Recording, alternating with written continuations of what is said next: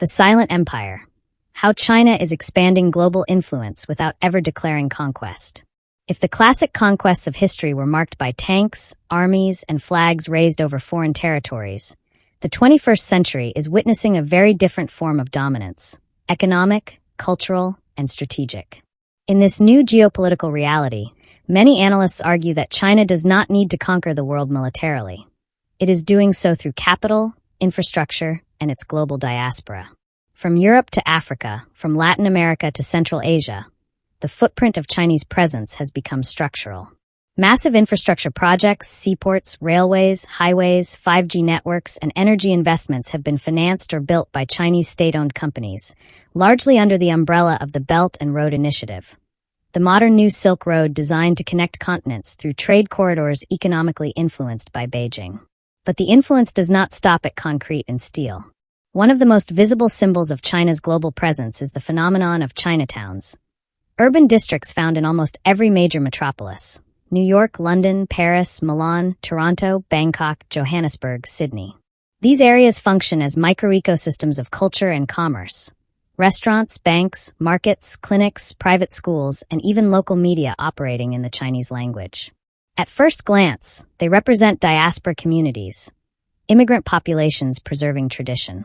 Yet for some international relations scholars, they are also nodes of soft power. Spaces where language, culture, products, and Chinese commercial networks consolidate and project influence beyond national borders. Meanwhile, economic dominance has become even more tangible through global supply chains. World industrial production depends heavily on Chinese factories, from microchips to textiles, from medical equipment to consumer technology.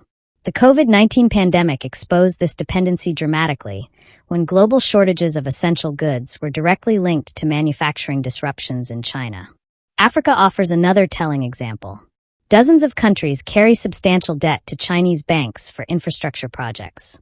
Critics label this debt diplomacy, arguing that repayment difficulties give Beijing strategic leverage over key ports, mines, and trade corridors.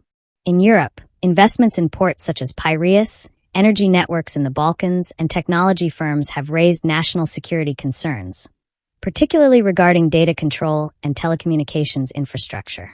Yet the narrative of conquest remains contested. Supporters of engagement with China argue that Chinese investments fill development gaps often neglected by Western powers, financing infrastructure, employment, and economic growth in underserved regions.